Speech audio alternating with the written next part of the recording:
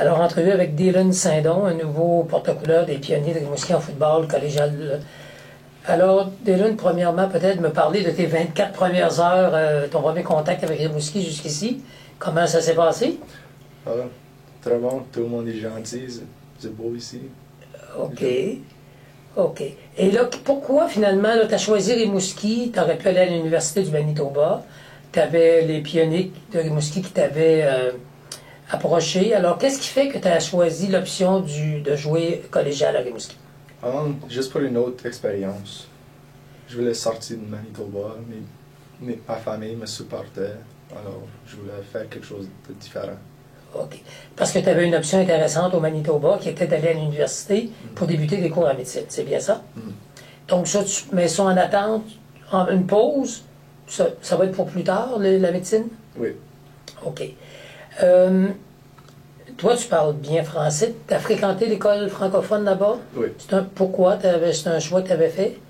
Ma mère voulait qu'on aille à une école française quand on était plus jeune, alors c'est pourquoi. OK. Elle n'avait pas l'opportunité d'aller à une école française. OK. Comment ça s'est fait, les démarches avec les pionniers? Est-ce que ça fait plusieurs semaines ou quelle approche que tu as eue avec eux? Tu étais surpris peut-être d'avoir des contacts avec eux? J'étais vraiment surpris. Monsieur Webb a commencé à me parler en février, je crois. OK. Et Monsieur Gaudreau a commencé à me parler un couple de mois après. OK. Et tu as pris ta décision il n'y a pas longtemps, je pense? Non, même pas un mois. OK. Si tu me parles un peu de ton cheminement en football, là, tu vas avoir bientôt 18 ans. Tu as commencé ça jeune? Tu as fait toutes les catégories? Ou... J'avais commencé mon deuxième année de Bantam. Alors, j'étais 14? 13, 13, 14. OK. Et puis, tu as joué tes 2 dernières années dans le Midget 3. J'ai joué 3. 3 ans. Ouais. C'est une grosse ligue? C'est plusieurs villes? Ou... C'est pas gros, mais c'est assez. OK. C'est à cause il y a la compétition avec la ligue high school. OK, ligue anglophone? Ah oui. OK. Puis toi, ta saison, comme tu as eu des bonnes statistiques, je pense que tu as eu des honneurs intéressants? Oui. J'étais une étoile chaque année. Chaque année, bon. Et puis, tes grandes qualités comme joueur de football? Comme receveur, je suis bon à attraper la balle, je bloque bien et je me considère un des plus intelligents sur le terrain. OK. Tu as visité les installations des pionniers? Tu es allé voir le terrain? Oui.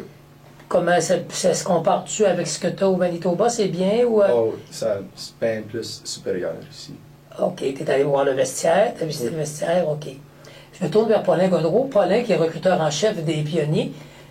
C'est une prise, est-ce qu'on parle d'une... C'est une des grandes prises que les pionniers ont fait au c'est fil une des prise ans? extrêmement importante parce que les receveurs de passe du gabarit de Dylan, c'est extrêmement rare. Ici au Québec, on a plus l'habitude de transformer ces gros bonhommes-là en secondaire de ligne, en joueurs de ligne défensive, en joueurs de ligne offensive.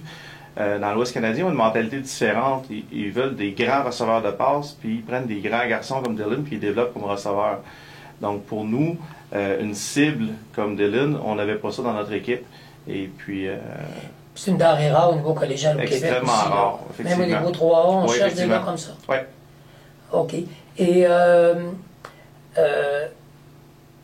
est-ce que maintenant, c'est sûr que ça change un peu le portrait de votre équipe, c'est une position clé. Est-ce que dans le portrait de l'équipe, là, ça vous donne en tout cas, c'est un boost additionnel? Là, c'est sûr que c'est un atout supplémentaire. Ça va être une excellente cible pour nos corps arrière. C'est un joueur qui va être difficile à couvrir pour les équipes adverses en raison de son gabarit, parce qu'il n'y a pas de demi-défensifs qui ont des gabarits comparables ailleurs dans la ligue.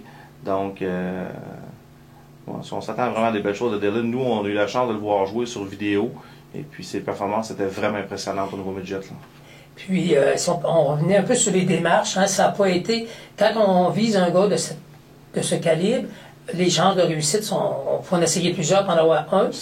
Les chances de notre niveau de réussite est plutôt mince, mais je veux dire, c'est comme on se disait, moi puis Coach Webb, c'est si on prend aucune chance, on n'aura aucun résultat. Donc, Coach Webb a fait des démarches avec des joueurs d'autres provinces. Moi, j'ai pris la relève du dossier en avril. J'ai communiqué avec Dylan pour le rencontrer à Montréal quand il était en transit pour Paris. Il est allé travailler 3 semaines en France ce printemps. Et puis après ça, j'ai fait le lien avec Pierre-Luc Labbé, qui est un de mes anciens joueurs avec l'Université de Sherbrooke, qui joue pour les Blue Bombers de Winnipeg. Donc Pierre-Luc a fait le lien entre nous et la famille de Dylan en juin, juillet. Et puis en juillet, août, on a tenté de finaliser le dossier. Puis le 1er août, il me confirmait qu'il faisait son inscription, qu'il s'en venait au cégep de Rimouski.